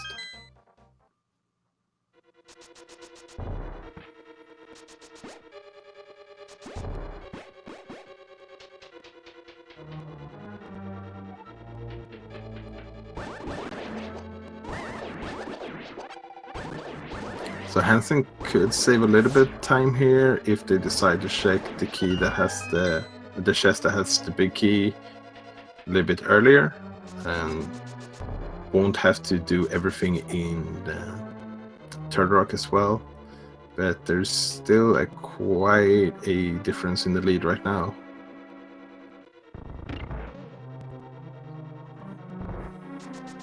Yeah, there's a significant difference. DarkReplica. I mean, this might be interesting. DarkReplica does not have half magic, so we'll have to at least be efficient with their shots.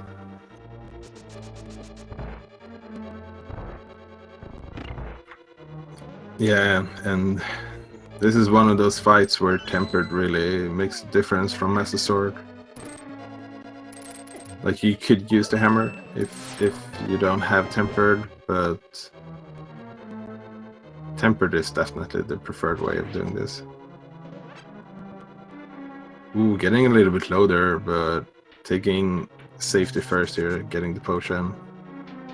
Don't want to have to go all the way back, especially when you didn't use the safety door. Chat making an interesting point. Once Hancin ends up going back to Turtle Rock, he's going to have to dive the laser bridge. He did check the vanilla big key chest location, so that last key for him, he wasn't able to steal that key. He's going to have to dive it. Yeah, that's definitely true. And DarkReplica has 7 crystals now. I do believe that makes time for some form of game.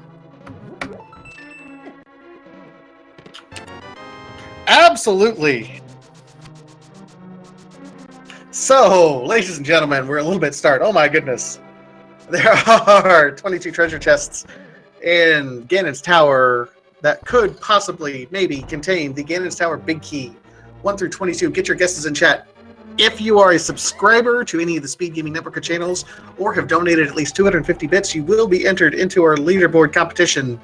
Thank you for reminding me. Oh, thank you, Walter. I was distracted. What's your guess? What I learned from that is that you can talk really fast. I absolutely can't talk fast. I guess number 5, but I think it's gonna be in the right side. So number 5 if they go right side. I always like the number 8 check myself. Number 8, I would put it in. If you go left, I would put it in the room before render room. I'm not sure which chest it would be. Normally, number 8 check is the fire bar room. Oh, however, the problem is that we're going full right, so it's going to end up being the first check after the hook shot room, or in the hook shot room.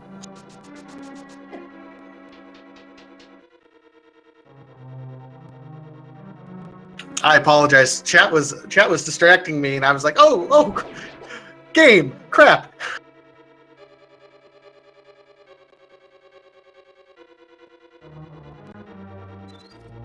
I forgot I have a job to do here.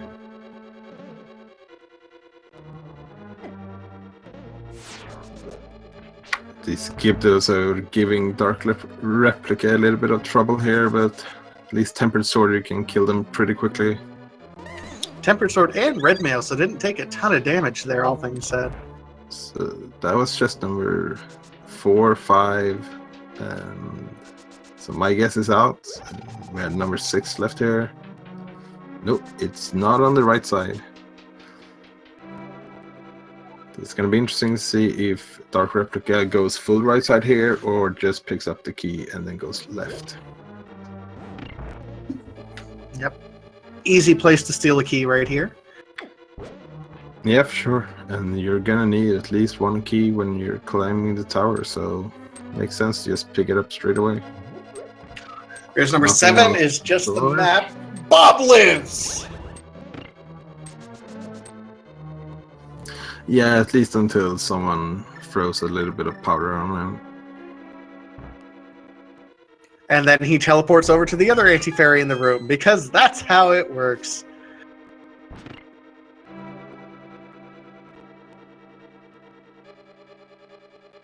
Alright, number 8, my guess is dead. Number 9, just a red rupee. Number 10 is the fire shield. And number 11 is another small key. So, still going.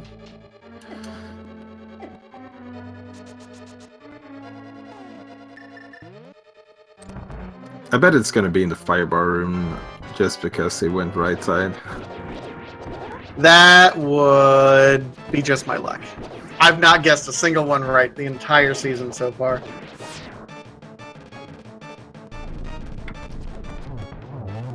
Yeah, that's a key, but not the big key.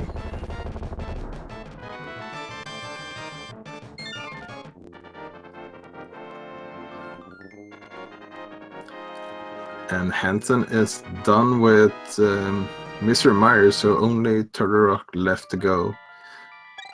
Like, Hancin is still gonna have a good time here on this seed. Oh, absolutely. Even with all like the misfortunes that happened. Yeah, both these runners are staring down sub 2 hours, which is absolutely great. I mean, especially since they sequence broke the flippers at this point in time. Yeah, who knows how long it would have been if they actually followed the logic.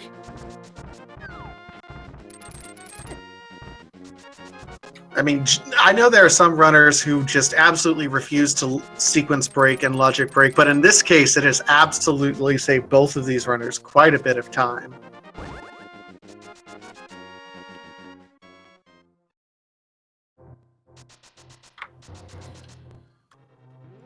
Yeah, once you know you have everything you need to be able to clear the game, like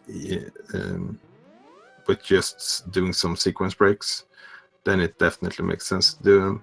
But early on, there's definitely an argument for not doing too many sequence breaks, so you can just keep track of the logic.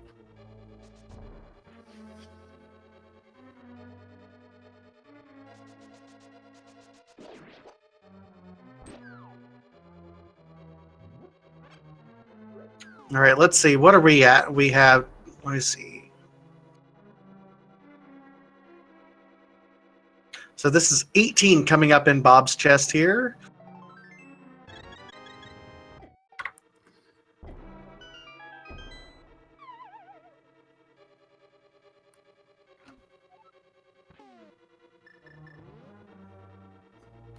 Yes, it's looking to be vanilla, very close to vanilla, or everyone's favorite / not favorite chest.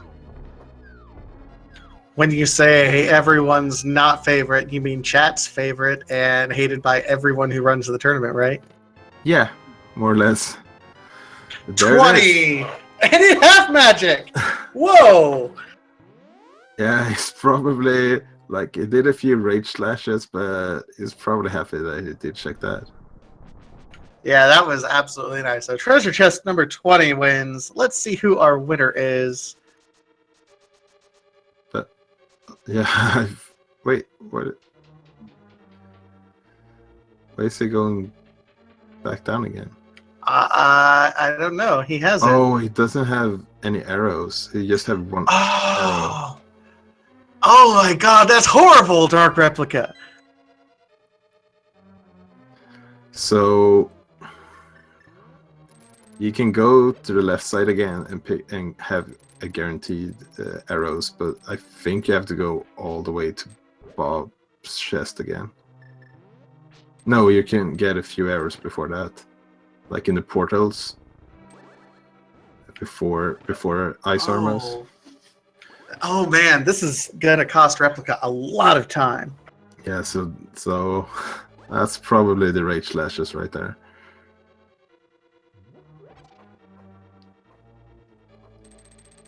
He's most likely still gonna be in the lead after that, but that definitely makes the gap a little bit smaller. I did want to say our winner for the Big Key Gayson game was Lisser Atuin. I'm butchering your name, but GG on that one.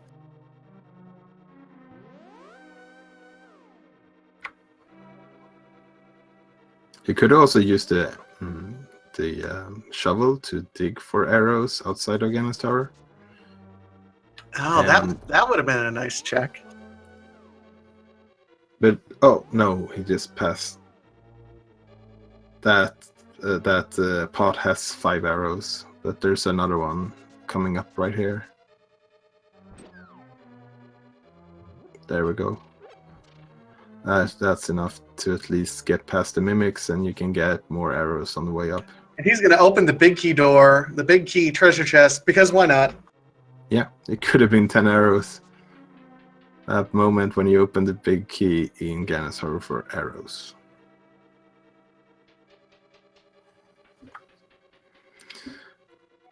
So I'm not sure exactly how many arrows he can get on the way out, but he can get at least 10. So he should have enough for Ganon and the Mimics. He should, at any rate. I mean, I think he will have to go ahead and do the safety room, won't he? No, I don't think so. In the next room here, there's 5 arrows, and then there's one after Lamola's 2 with 5 arrows as well. Yeah, do you want to use your arrow? I mean, because sometimes you want to use your arrows on land mode too as well. Yeah, that's true. There's another 5 arrows. He also has half magic, so Fire Rod might be a good strat on Lamola's.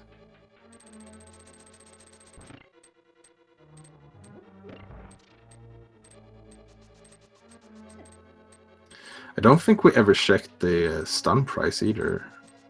Imagine if that's arrows. Oh my god. And Hancin finding 10 arrows on Laser Bridge. Hancin has a key. Why is Hancin checking these others? We know it's not going to be Buttersword. What could Hancin possibly be looking for? Yeah, the only thing I could think of is half magic. I mean, I guess theoretically flippers are in there too. He's pretty low on hearts right now. I do believe he still has that fairy though, so... And he has powder, so he can refill his health before this fight.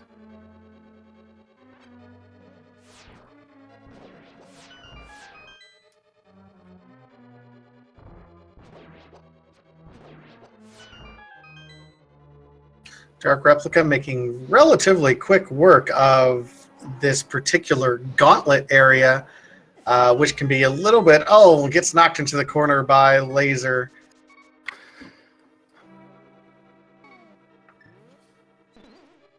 Yeah, and once again we see the powder. It's such a flexible safety to have in the later dungeons.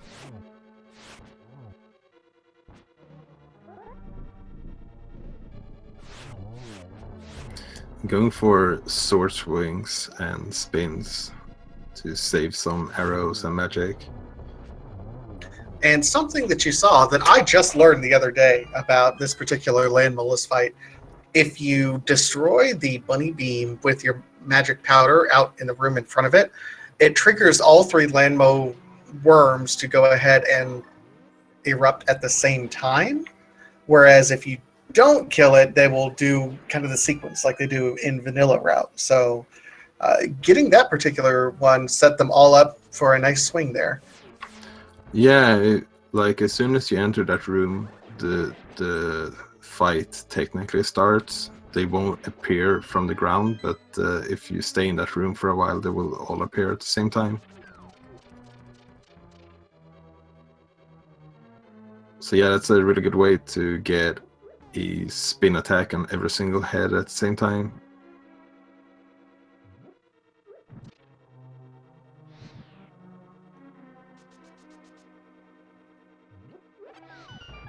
All right, so Hancin is entering Ganon's tower right as DarkReplica is coming in. Honestly, Hancin's made up quite a bit of time, it feels like. Yeah, he definitely catch up a bit of time, but most likely not enough.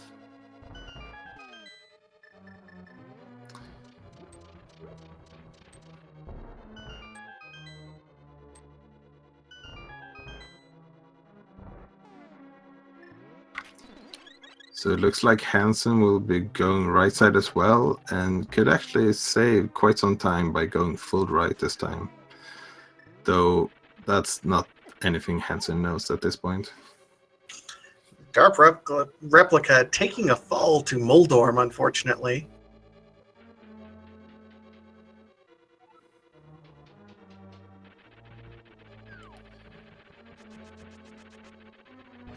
Yeah, that's a tough one. Like, it's so easy to get frustrated by Moldorm, and you don't really want to get frustrated just as you're about to go into the last boss fight.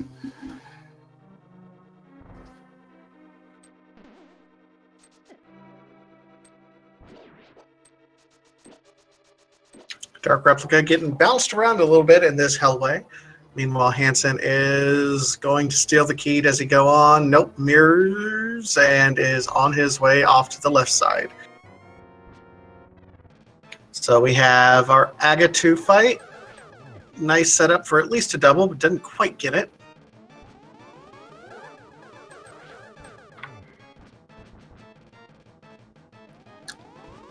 Yeah, it doesn't really get the best patterns here. And also getting some blue balls doesn't really help. More than this, it feels like the Aghanim clones are really out of sequence right now, so it's really going to make this difficult for Dark Replica here.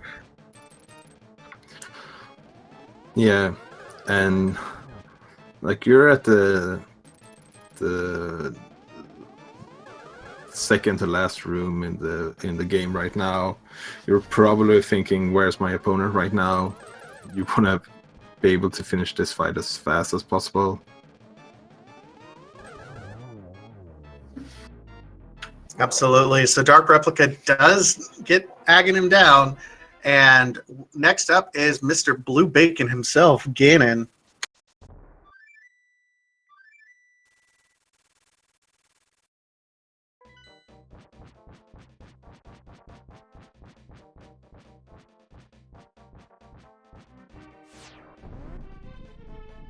Yeah, and with red mail, no, not red mail, blue mail, and tempered half magic, this should not be a too trivial fight. Yeah, this is kind of a standard Ganon equipment setup that you have going here. Tempered, blue mail. I mean, silvers absolutely will make it quick. Yeah. As long as you just play it safe, it should be fine.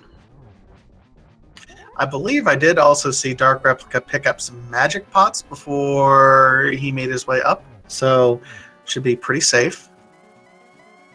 Yeah, he can use the fire rod like 16 times with the full magic bar, so that should be more than enough. Absolutely. And well, if you set everything up properly, you actually even want to avoid doing lag strats. So the lag. It hurts. The lag hurts. It hurts me. That's what I was saying. It's so laggy, but at least it's safe. Getting past the second phase with only 3 hearts. I'm not actually sure if Dark Replica has any health potions. I'm pretty sure he still has a green, and yeah, he has a blue as well.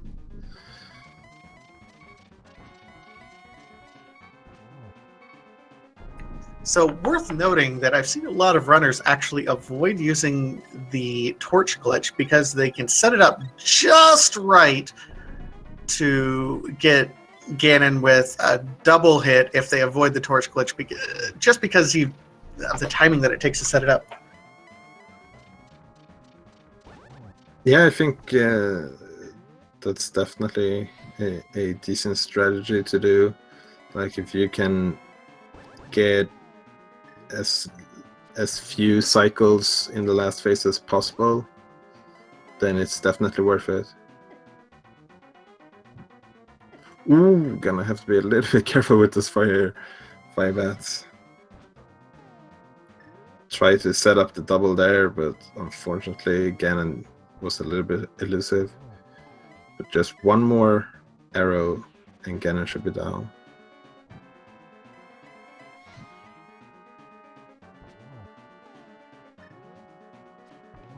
And there he goes. Bacon time.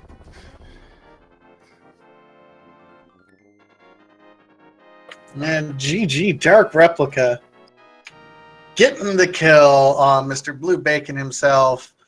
Enters the room, officially has a speed racing TV time of 1:49.08. GG Dark Replica. Yeah, GG for sure. Very well played from Dark Replica this entire run.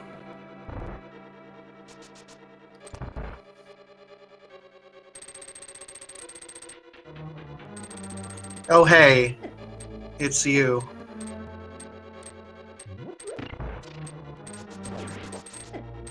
Hancin, meanwhile, just starting his gauntlet. Yeah, so not gonna finish too far behind. DarkReplica is going to take a quick bathroom break, then possibly join us here in chat. Don't blame me. Your bladder really kind of put some pressure on you there at the very end when you're right on the edge of your screen.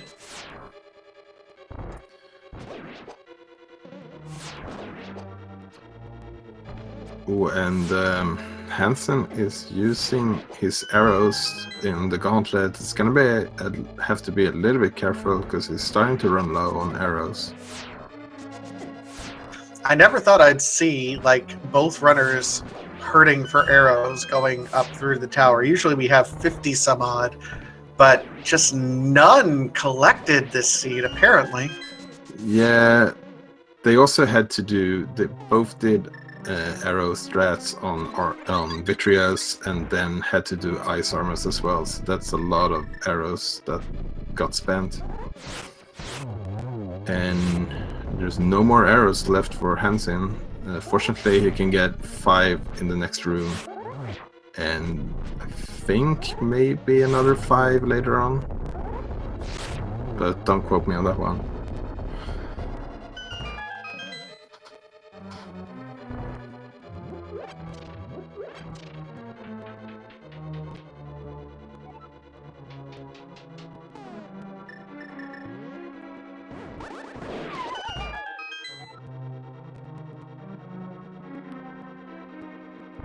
Hancin shouldn't need any more arrows unless he misses Ganon at some point in time, but working through here. And in worst case scenario, you could always do the last couple of hits with Civilus, even though that's not the preferred way of doing it. Yeah, it wouldn't be optimal, but Hancin still, I mean, worth saying that even with the aggressive gambling that he did, still looking like this is going to be a sub 2 hour seed, which is absolutely respectable. Yeah, for sure.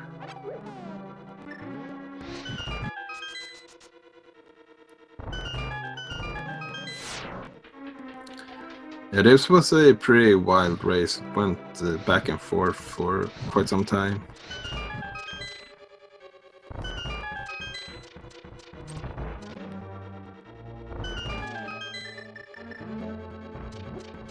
The bat throwing kid? What did Sick Kid have again?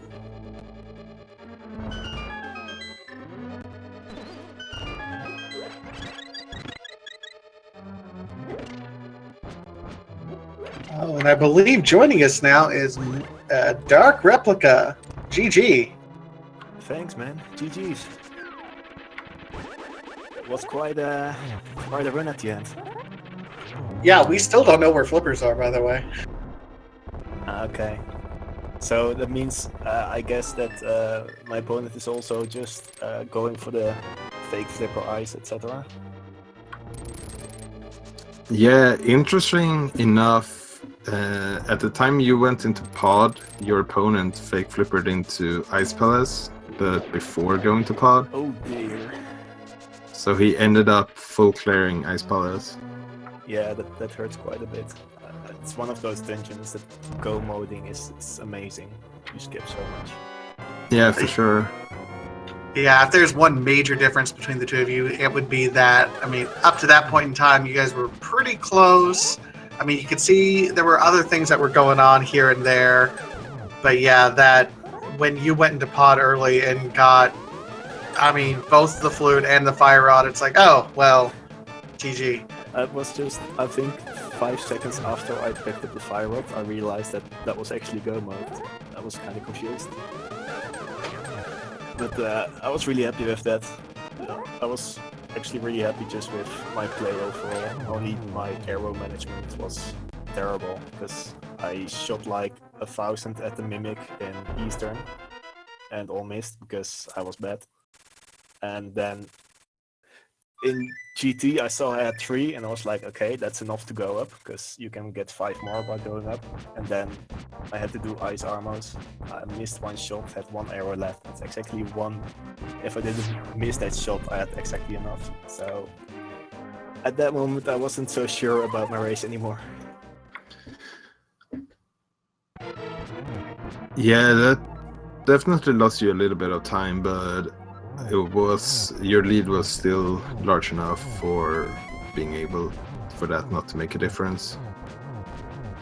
Okay, so where is Hancin now then? He's doing the Ganon fight right now, so you ended up pretty closely. Yeah, then it's actually a really close race. That's nice. Yeah. Hancin did a couple of very interesting gambles, but unfortunately for him, none of them really paid off. Like he also went into Turtle Rock without the fire rod. Ah, yes. Yeah, I think when I went into pot, the only things in logic left for me were pot and the first chest in T-Rock. That was it. I knew I could fake flip to ice, but I didn't want to. Yeah, fake flipping into ice is definitely a gamble for sure. Yeah. But like if Pod only had the flippers, that could pay off hugely. But if not, then you miss the chance of go moding it. Yeah, exactly. Then again, it can pay off huge. It's just some gambles. Sometimes they work out, and sometimes they don't. Unfortunately for Hancin this time, they didn't. And Yeah. I guess that's my luck. Yeah. And congratulations, by the way, 3-1 in the tournaments, right? Thanks. I didn't expect it at all. Like beforehand, my goal was to go 2-5, and this is the complete opposite of what I expected. So I'm really happy, and I hope to continue this. And otherwise, I'm enjoying it anyway. So Yeah, and also congratulations to Hancin finishing up the race in a official time of 1 hour 56 minutes and 34 seconds. Yep, GG. GG's to Hancin. yeah, GG GGs. Hancin. He's going to get some water and come back. I do have one thing I want to ask you about Replica, and that's you avoided digging game there for a while, and it had the ice rod, and that was kind of a question there for a while. What was up with that play? I know. So what happened? My last race was when I have the mids and I go down. Then I first want to do the digging game and then pick up the smiths. And then last time I did the digging game and left and forgot the smiths. So I was like, okay, I shouldn't forget the smiths. And I was so focused on that I picked up the smiths before the digging game. And I was like, oh well, then I cannot do that anymore. And then the second time I picked up the chest before the digging game, and I was like, oh, I'm just not paying attention. So it was in my mind the whole time, but every time I picked up a follower, and he doesn't allow that for stupid reasons. Yeah, the first time I thought it was a really interesting play by you, because I thought it was like on purpose, so you could go to Hype Cave straight away, and Hype Cave had quite a lot, or at least they had a mirror, and also Master Sword doesn't really hurt. Yeah, that was really nice. Every single time, it's if I don't have the hammer, I don't want to put these down, and this time it paid off, so that's nice. And joining us now is Hancin. GG. Thank you. Yo, GG's. Did you find the flippers? Nope. I've got no idea where they are. At this point, it feels like the only place they can be is even further back in Pod. You both, I mean, the difference in this race, Hancin, was that DarkReplica made a pretty early check to Pod. Meanwhile, you fake flippered over to Ice Palace. So you full cleared it, whereas DarkReplica went to Pod, found both the flute and the fire rod, and was like, oh, I'm in go mode, and was able to go mode everything. So that was, I mean, there were some other little things here and there, but if there was a one play that really differentiated that was the play.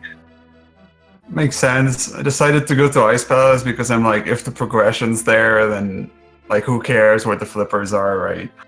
and I really didn't want to go to pod. And when I went into pod, I'm like, yeah, my opponent probably went there way earlier than I did. At that point, I had like Spike Cave and a couple other checks left.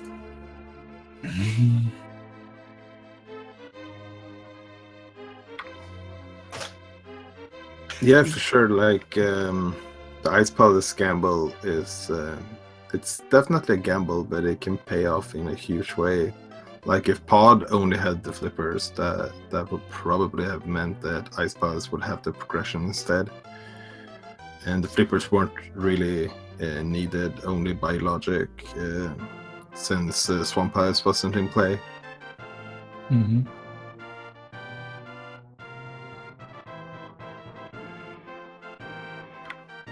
Yeah, I really want to commend you. Your play was it felt super aggressive. You were up there in Death Mountain, and then you made the dip into Turtle Rock, even though you didn't have the Fire Rod yet. And every play it felt like you made was really pushing the items that you had and trying to find some sort of advantage one way or the other. Is that your normal play style, or did you do something different here? I mean, like, I felt I was behind when I forgot I had the hook shot the first time I went up that mountain, so I didn't get the progression there.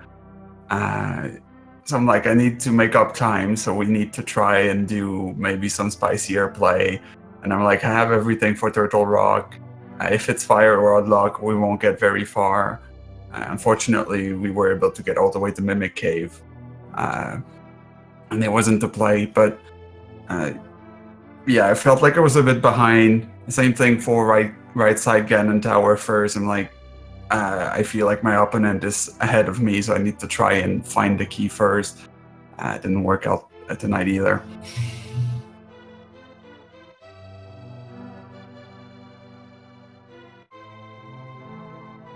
But either way, GG to both of you. I mean, this is it was kind of a almost front-loaded seed. It felt like you had just about everything you had from the get-go.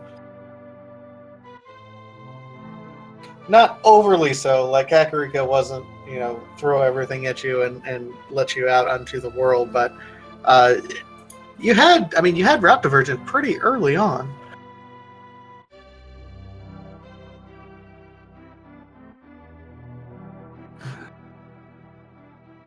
So, anything further that either of the runners want to talk to us about the seed or the tournament as a whole?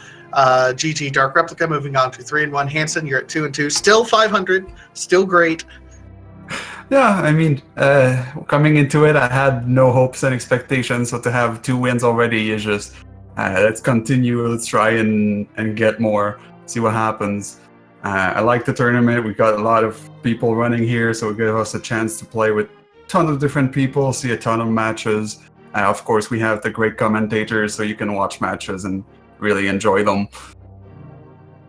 Let's not forget our trackers as well, which they're a bit behind the scene, but that's how we can follow how the runners are doing. Without them, we couldn't do anything. Yes, exactly that. Thanks for the commentary, thanks for the tracking, and thanks Cyclone for setting everything up. And I'm looking forward to the rest of the tournament. All right, well, GG to both DarkReplica and Hancin. If you liked what you saw from both of these runners, go ahead and give them a follow here on Twitch. Still lots of randomizer action happening today. Starting here, it just started over here on Speed Gaming 4, Reg versus Vascos. That just started, so go ahead and get over there. Also later tonight at 7 o'clock Eastern Time, Chirality versus Epic Yoshi 64 over on ALTTP Randomizer 1. At 7:30, we have Manic Ascendant versus Darkfowls 1983 over on Speed Gaming, the original. Synac versus Boyne at 8 o'clock on Speed Gaming 3. Also at 8 o'clock, Knock 212 versus Dark Shadows 59 on Speed Gaming 5. 9 o'clock, Zephyr Blaze versus Joey Mittens on Speed Gaming 4. Bent Glass 2 versus Heritage Man on Speed Gaming, the original, at 10 o'clock. We have so much randomizer. These are just game matches that were scheduled today, and people's like, yeah, let's do it. We can go ahead and do it. So much randomizer going on today. Woo!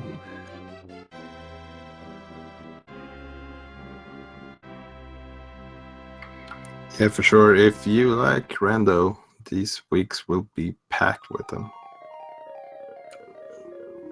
Absolutely. So I think that's going to go ahead and do it from us.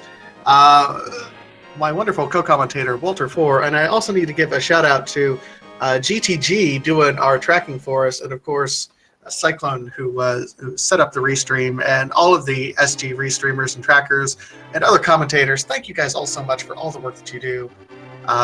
It's been great fun. Yeah, I couldn't have said it better myself.